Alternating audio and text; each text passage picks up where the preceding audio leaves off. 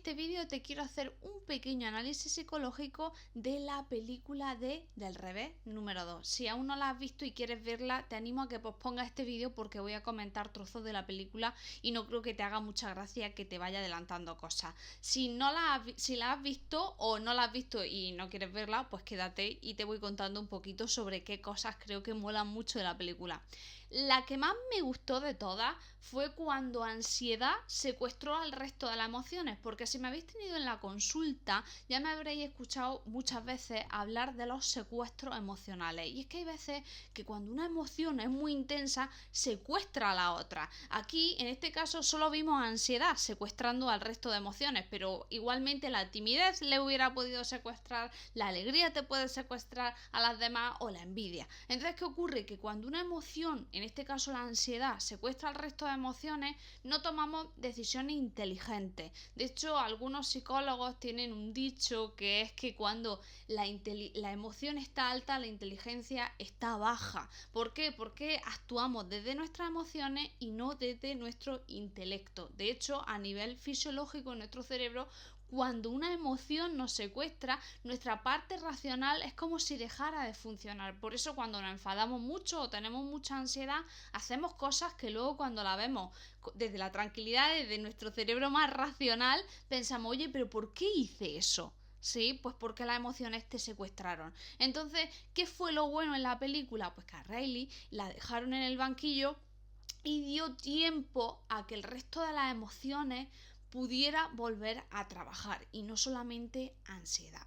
Entonces creo que representaron muy bien el tema del secuestro de la ansiedad, porque realmente es un poquito tal cual pasa, pero con dibujitos. Entonces, que aprendáis que en estos momentos donde sintáis muchísimo una emoción, lo mejor es irnos a un sitio lo más tranquilo posible y esperar, no hacer otra cosa nada más que esperar a que la emoción baje. No va a tardar, los estudios te dicen que menos de 10 segundos, 10 minutos, porque al final es algo muy fisiológico. Entonces, cuando no hay una amenaza real, no es que te esté persiguiendo un perro, sino que es algo más cognitivo.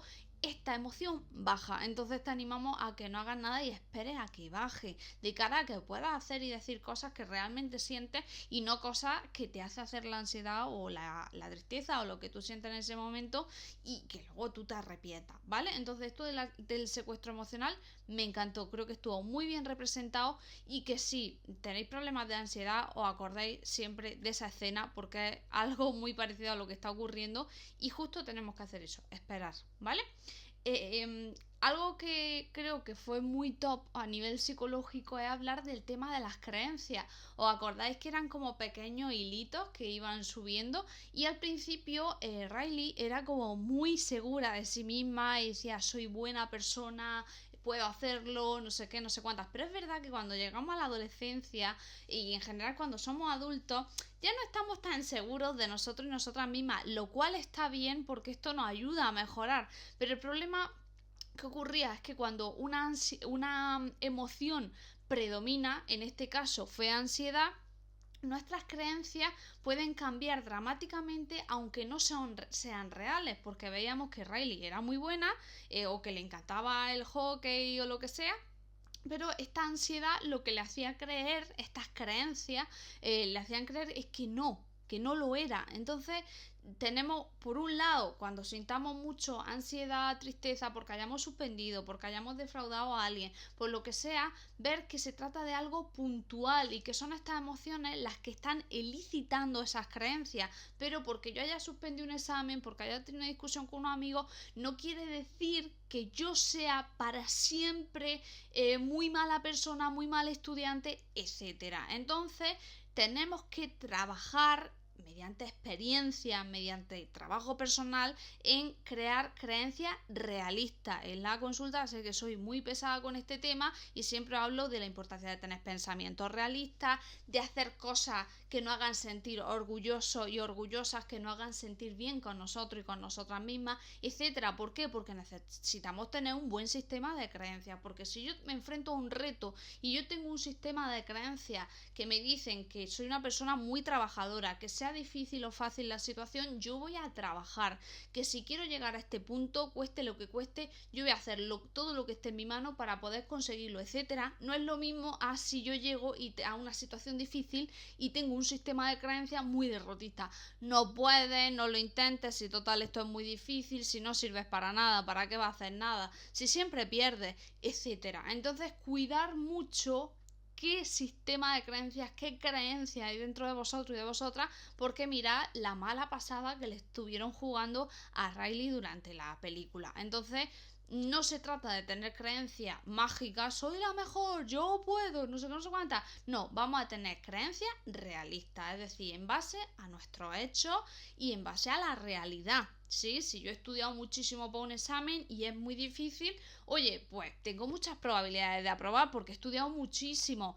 Que luego hay factores que yo no controlo, pues claro que sí, la dificultad del examen, si caen temas que se me dan mejor o peor, quiénes son mis contrincantes, etcétera, ¿vale? Entonces el sistema de creencias me pareció que lo representaron súper bien, súper bien.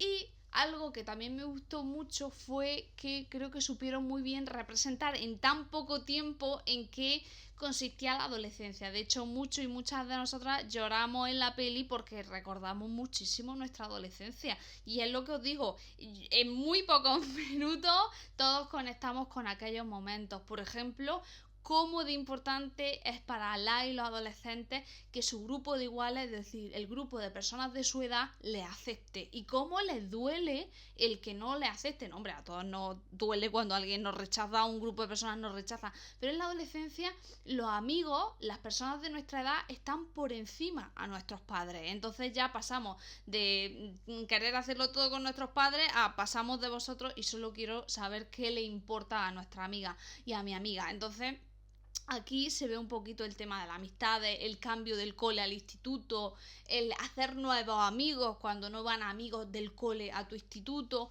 etcétera. Entonces creo que eso se representó súper bien, los padres un poco con el shock, ¿no?, de mi hija adolescente, y se representó muy bien la lavadora de emociones que tienen las y los adolescentes, porque ¿qué ocurre? Esto lo representa muy bien. De repente vienen una serie de emociones que tienen que empezar a convivir con otras emociones que el niño ya tenía muy bien controladitas, ¿no? Entonces de repente viene la ansiedad, viene la vergüenza, viene ese pasotismo falso, y entonces, claro, ahora este cambio en nuestro cerebro supone que tengamos que empezar a regularnos y a aprender a regularnos, ¿no? Entonces, esos cambios emocionales que los padres de Riley y cualquier padre lo viven con muchísimo miedo, como es normal, pero que algo que tenéis que hacer las personas que seáis padres es ser muy constantes en educarles emocionalmente. Y de repente a tu niño o a tu niña adolescente decirle, mira, es que estás sintiendo ansiedad y quizás nunca antes la habías sentido. Y esto se gestiona así y esto asado, ¿no? Igual que le enseña a cocinar o lo que sea, ¿vale? Entonces creo que eso lo representa muy bien, y también creo que a muchos papás les va a enseñar a este cerebro está cambiando. Entonces tenemos que tener, por desgracia, y aunque es muy difícil, tener mucha paciencia con ese ser, y todas las personas que trabajemos con adolescentes, yo que algunas veces tengo clientes, tenemos que tener mucha paciencia con ellos, porque su cerebro está cambiando, o sea, está desarrollándose. Entonces no saben cómo gestionar determinadas emociones y tenemos que ser muy pesados a enseñarle a regularse. Oye, me ha gritado, yo no tengo ninguna culpa de que te haya salido mal el examen. Si estás frustrada, vete a tu cuarto un rato y cuando se te pase habla conmigo, pero no la pagues conmigo, ¿no? Este tipo de mensajes los que tenemos que ser muy pesados para que ellos aprendan a gestionar mucho estas nuevas emociones. Entonces creo que se representó muy bien, y el miedo de los padres también se representó muy bien. Y ya por último, me gustó mucho que viniera envidia y que viniera timidez, porque igual que ansiedad y el pasotismo, todos tienen una función muy bonita. Y por ejemplo, nos han enseñado que la envidia es una emoción muy mala y que es algo que no tenemos que sentir, pero algo que siempre repito es que la envidia es necesaria y que no seríamos quien somos hoy si no tuviéramos envidia. Por ejemplo, si yo veo una amiga que se ha pintado la uña y me ha encantado, pues pues yo me voy a pintar la uña.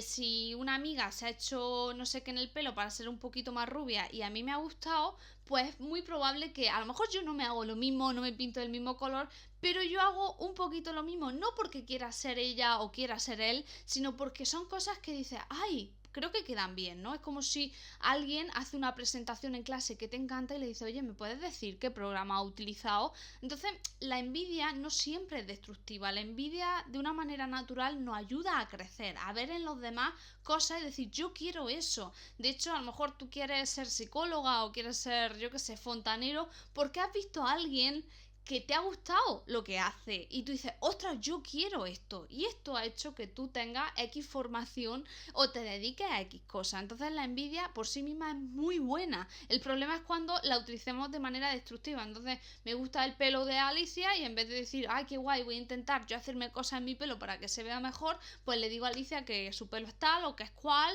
o le dejo de hablar o no sé qué, o la critico con otras personas. Eso es una envidia mala. No, la timidez lo mismo, aunque nos pareció muy graciosa en la película, la timidez nos ayuda a estar en grupos. Sí, la timidez nos ayuda a tener miedo al rechazo del grupo y somos seres sociales, sin grupo moriríamos. Entonces, excepto alguno como el tío este del último superviviente o algo así en la tele, ¿no? Pero la timidez te ayuda a decir, oye, si grito en mitad de una película, en una escena en la que todo el mundo está en silencio, la gente me va a mirar mal y a lo mejor mis amigos no quieren ir más conmigo al cine. Sí, entonces la timidez está bien porque nos ayuda a evaluar el contexto y a pensar, oye, ¿qué normas sociales tengo que aplicar aquí? Sí, nos ayuda a ser más empáticos, etcétera. Entonces, bueno, creo que una película muy bonita, con mucha amiga y que está muy bien diseñada. Así que os animo a verla. Si no habéis visto la primera, ver primero la primera y luego ver esta segunda porque vais a aprender mucho sobre vuestras emociones. No sé qué pensáis vosotros de esta peli. Estoy encantada de poder leeros en comentarios y os veo en próximos vídeos. Chao.